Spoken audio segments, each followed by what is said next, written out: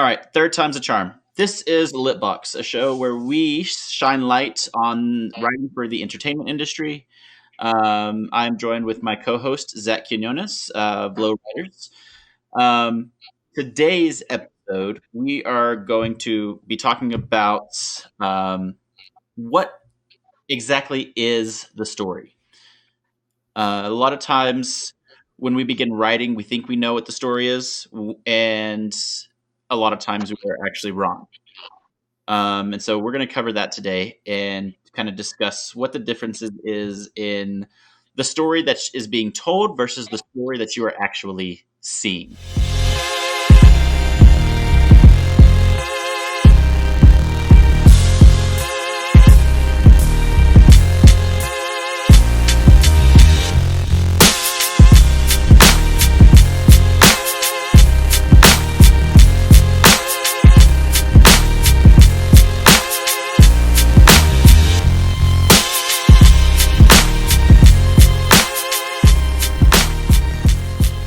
Today we are discussing what is the story. I kind of came up with this idea during the last episode when me and Zach were talking about writing in the moment and deciding on when is a good time to write about time sensitive material. And Zach was talking about Steven Spielberg, and whenever he started talking about that, the movie Jaws actually came to my mind.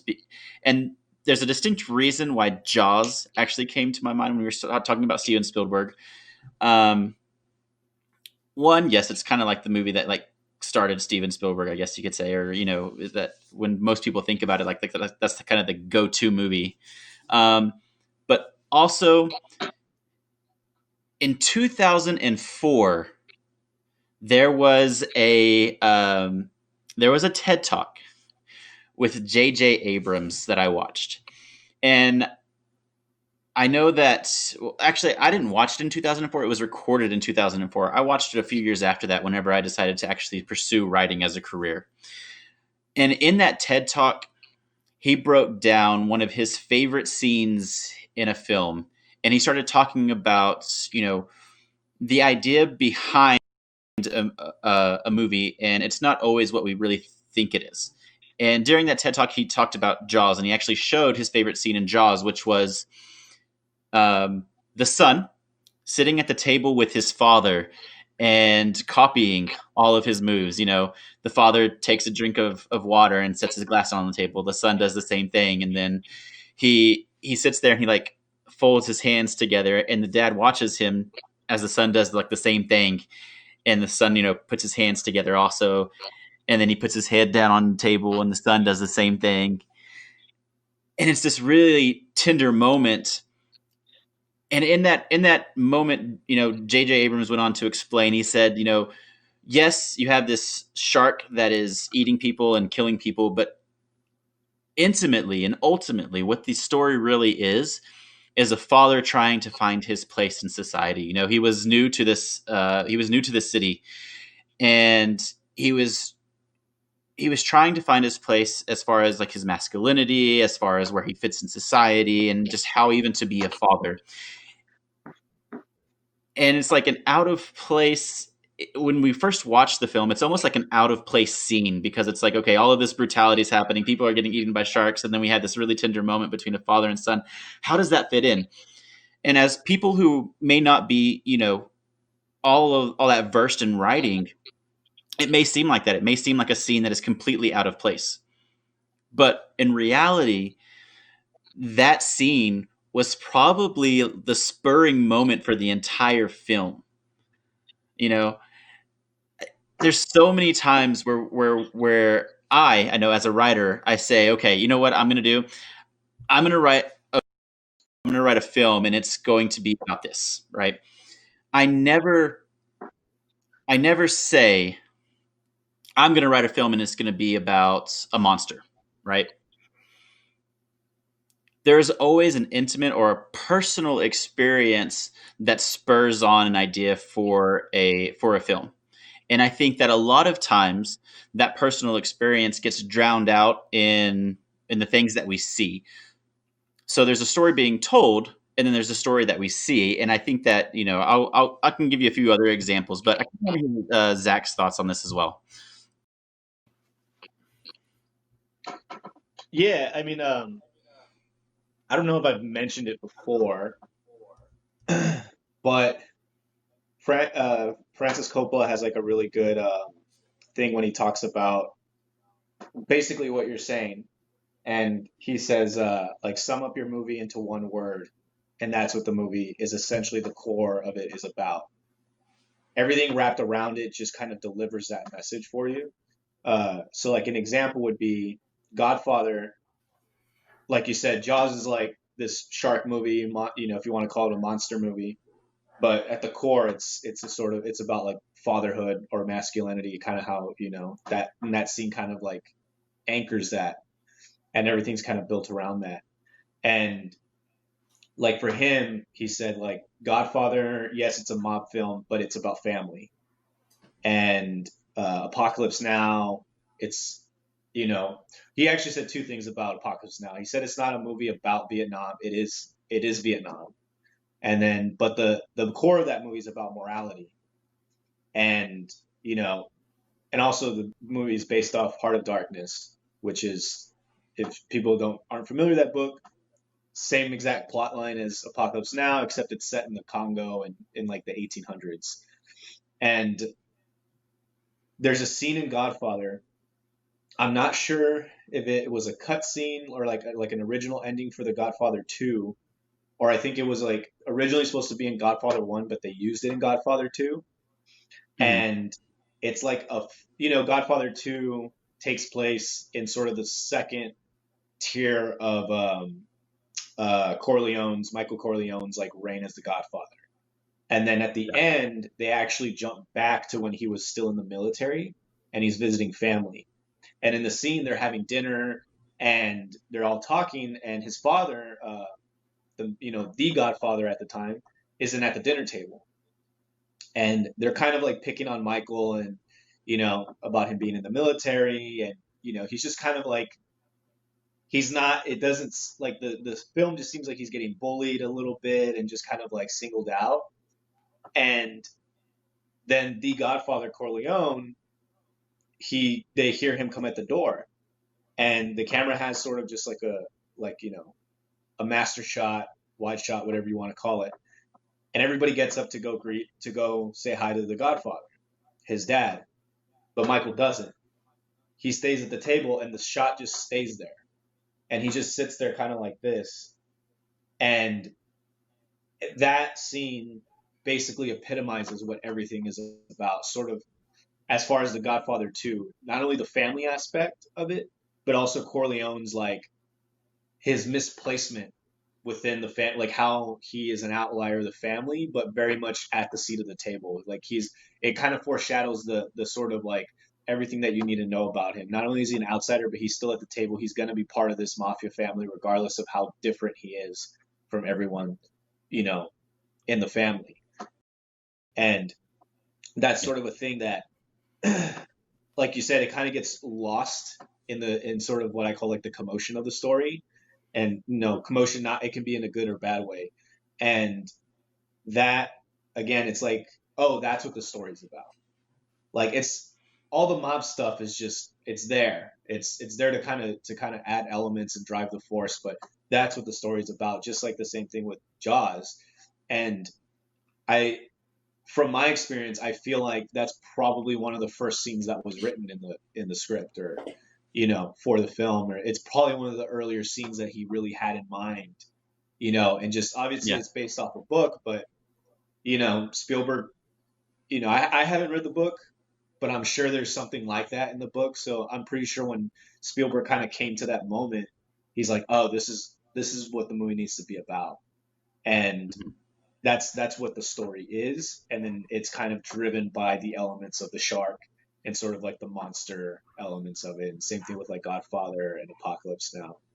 And it takes a lot of time and skill to really like thread that all together in a way to where maybe not everybody's going to catch it, but people will catch it. And even if they don't really grasp that scene, what it's about, it just kind of in a subconscious way, kind of like it registers to them. And that's a really, really important thing that a lot of writers, like writers, need to be conscious of themselves when they're writing. Like you can write a really good script or a novel or whatever that has all these elements on it, but there it can't just be like you're just like bouncing from scene to scene with monster or whatever. There needs to be sort of something in that centerpiece that's like the compass of it all. Yeah, and yeah, and I totally agree with that. I think also as a writer, it can sometimes be frustrating to think about the idea that we have to dress up these character centric stories into oversaturated, like super hyper stimulating, visually appealing movies. You know what I mean? Mm. Yeah. Um, because at the core of it, there is this holistic idea. There is this relatable idea. You know, a lot of us can't relate with swimming out in the ocean and, you know, encountering a 12, 20-foot shark, however big Jaws was, you Yeah. know, but we can relate to the story of a father trying to find his place with his son. Mm. Another good example that J.J. Abrams gave was E.T. You know, it's about a boy who finds an alien, becomes friends with him, and they, through all these shenanigans, they develop this link. But what a lot of people also forget is, you know, prior to the story actually taking place in the exposition, Elliot's family had gone through a divorce, right? Mm-hmm. And so it's actually, the story is actually him coping with the idea of going through a divorce, and you know, kind of being the middle child and not really having anybody who understands him, to the point where then he finds an alien friend who not only understands him but also is completely empathic with him.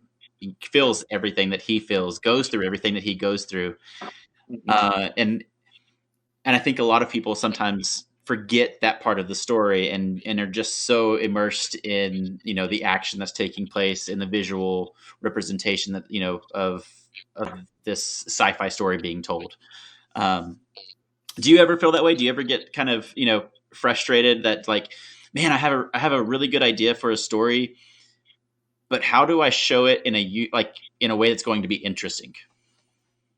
Oh, all the time. It's like it's sort of like it's kind of weird because you can do stories like that are just kind of like, for lack of a better term, a little bit more mundane, and I mean that in the sense of like the mundane and the groundness of it as far as depiction of everyday life. And it you can't, but it has to be a very certain type story, like, and um it's like, it's people have discussed this before, but sort of um like if you take Moonlight, for example, the film Moonlight, it's I know very you're going to go direct. there, actually. Yeah. Yeah, it doesn't, but it's rare because it's a story about two black characters and homosexuality in the black culture. You can get a lot of movies like that if it's an all white cast, and and that's just the reality. It's just not that it's not like a political debate. That's just from a factual data standpoint. And so, yeah, it can get frustrating because if you have a very unique experience, especially from a very minority background, whether it's you're somebody growing up in India, like Slumdog Millionaire is kind of like a good example of that. It's kind of dressed up in this thing that, fucking, what's the director's name? I always forget his name. Danny Boyle. Yeah, Danny Boyle. And, that's a good example of like them dressing up in like the whole like Who Wants to Be a Millionaire thing, but it's like much deeper than that. And there's the moment with him and the girl that he's in love with, and they're watching the play out in the field, like it's like it's Jaws moment, and yeah, it can be very frustrating. And I think for Spielberg, that type of movie had to be dressed up still, because that depiction of like masculinity is a little bit, it's not, you can't present it in its sort of like raw form, because I feel like it'll just isolate and alienate so many people. Mhm. So it's like it's almost like too raw of a thing that people can really cope and really absorb.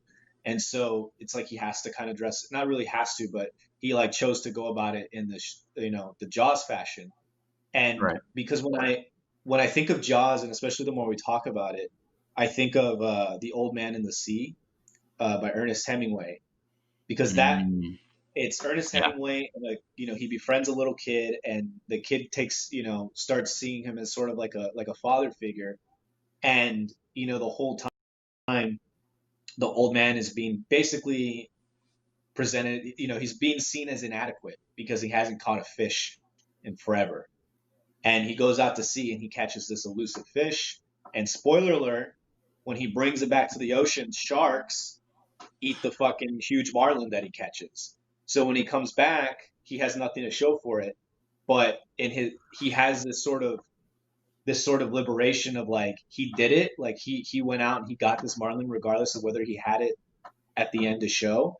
And Mhm. so it's like when you kind of bring that to Jaws and sort of the masculinity aspect and having this moment where he's like understanding that like his life is going to be a direct influence on his son by all the things he's copying him do, and sort of like the fear of whether he's going to live up to the expectations that his son sees him as is like the shark is like a manifestation of that.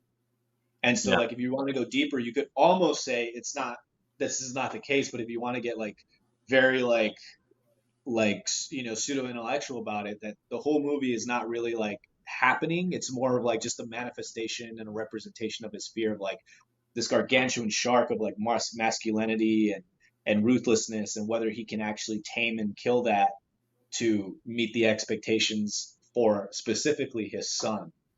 And that sort of, because it kind of feels that way sometimes, especially when you're a male and you have these moments where it's like you feel very inadequate, and it's just like those like standards of like essentially being a provider and like all these other things that come with that can feel like this fucking shark that you have to like battle with.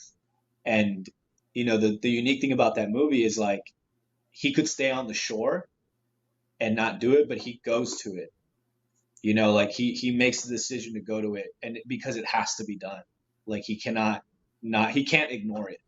And so yeah, it's just like if you were to just kind of present that in a more direct and raw way, it might, I would say the only film in recent memory that kind of comes close to that is Manchester by the Sea, where they don't really dress up this experience of like this kind of like this like the frailty of like manhood type thing.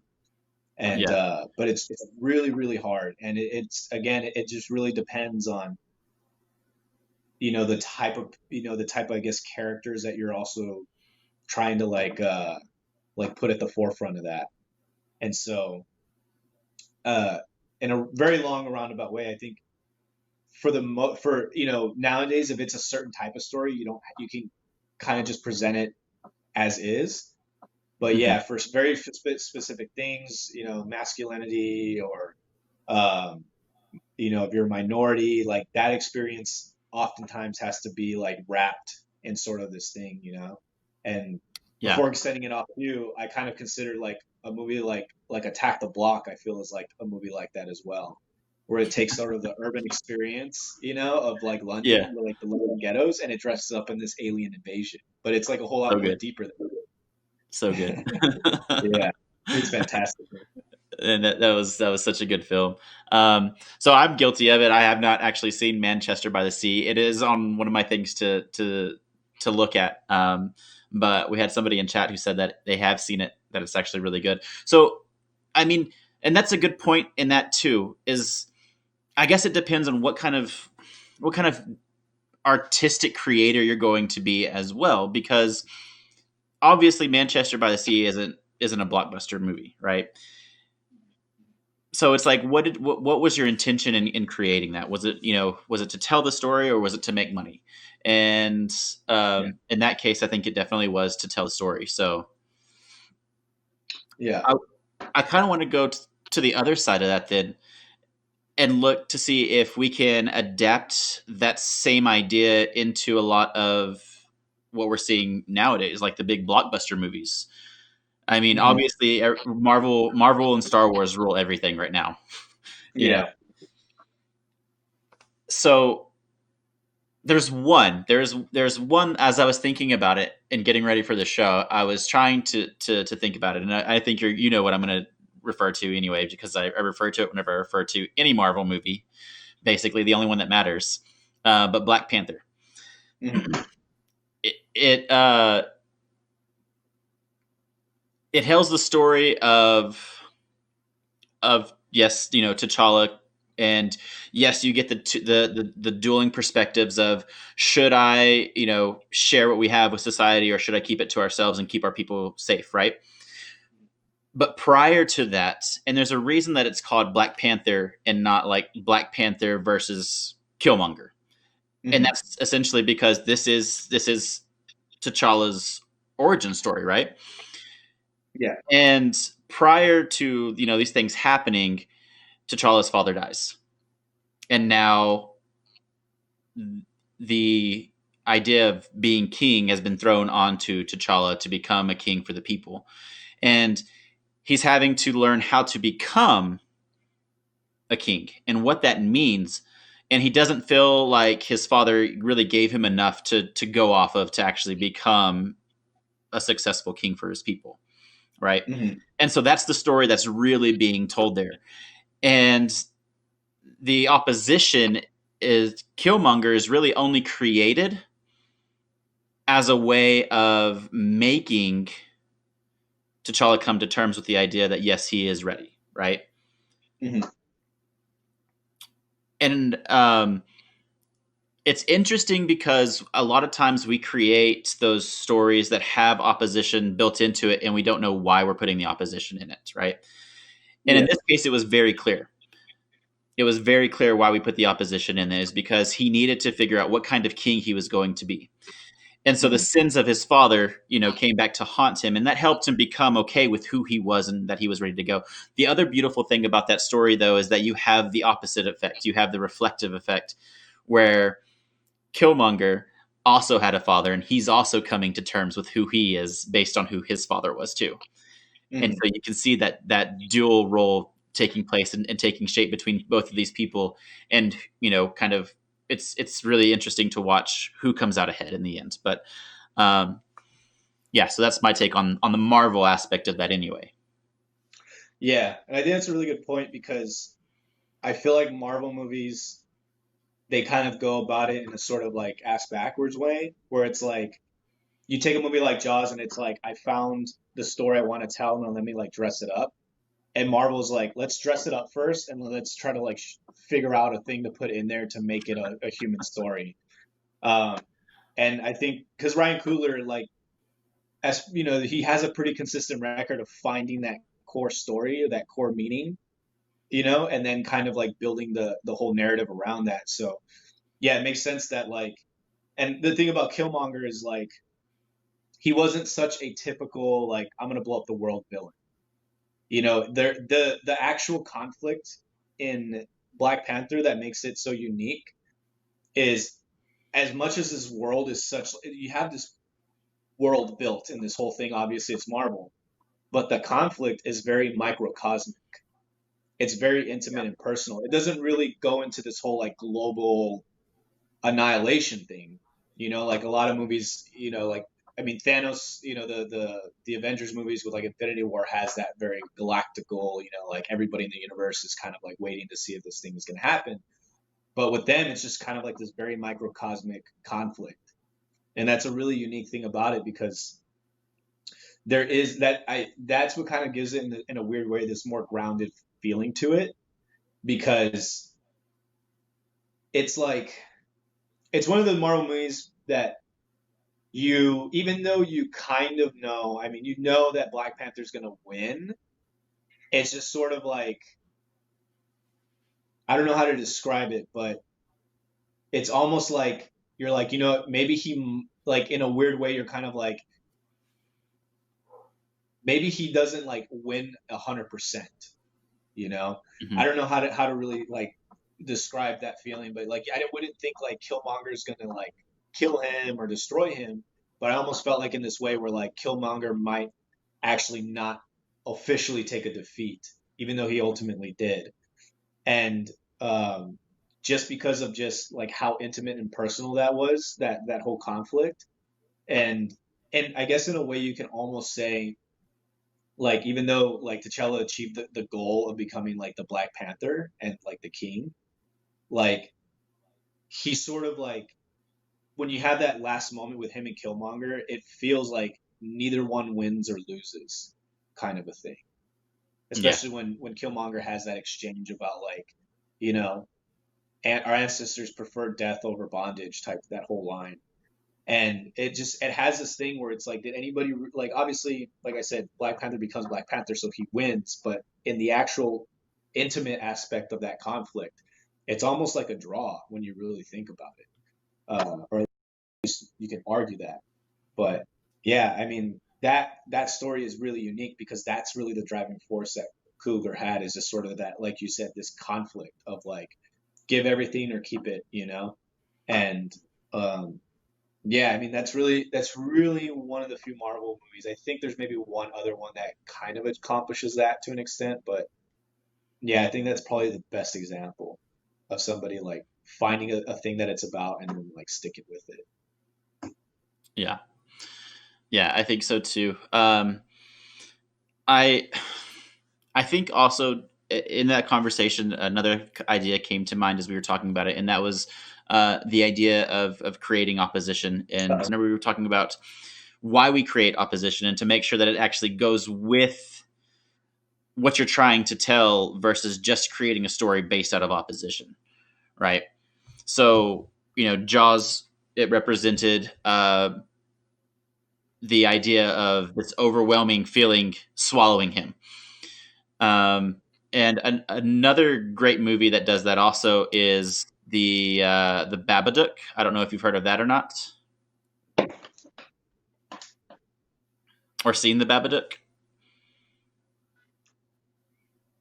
Oh, fuck. But the Babadook basically does the exact same thing with that too.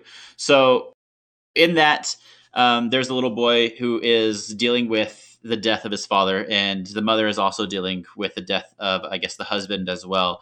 And there's this overwhelming sense of grief. I know there's probably a lot of you have seen it, but it is almost a literal representation of what we are talking about today, in that we create a story to tell, and then we tell a visual representation of that story in our movies and in our films. Um, and the Babadook does that in creating an actual monster out of the story that it is telling, which is basically these two people learning to deal with their grief. So if you haven't had a chance to watch it and you're looking for inspiration or kind of a better understanding of what we're talking about, I highly recommend that movie because, like I said, it really gives a very good illustrative example of what it is that we're talking about. Um, anyway, yeah. In the end, the idea is basically as you're writing and you are creating your story, it's okay to write something that is very personal to you. In fact, those things make the best stories. Uh, yes, you will have to dress it up, as Zach kind of gave some examples earlier. There are a few movies where it can just be drama, where you're just dealing with everyday things that we deal with on a normal everyday basis. But those movies are far, and they're just not they're far and they're rare. Okay, there's not a lot of them out there. So when you're creating your story,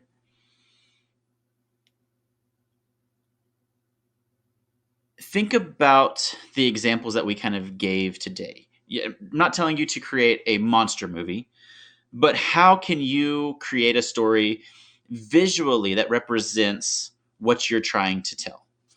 Um, how can you create a story that will be interesting, and also that the message will be universally known to anybody who is actually watching the film?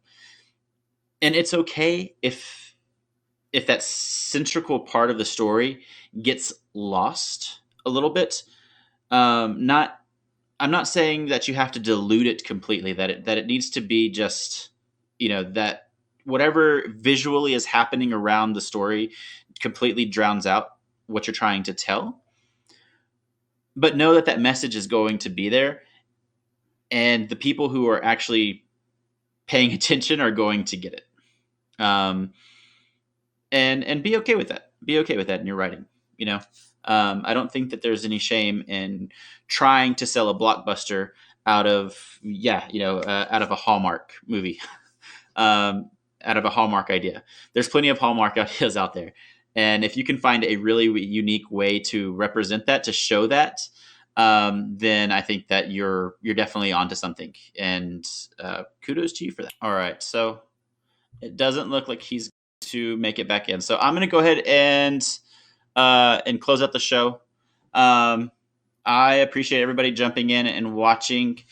Sorry for all of the technical difficulties that we had tonight. I'm not sure exactly what happens, but we'll definitely take a look at it and see if we can get them fixed for the next one.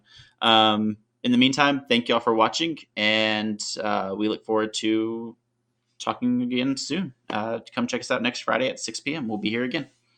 All right. Bye, everybody.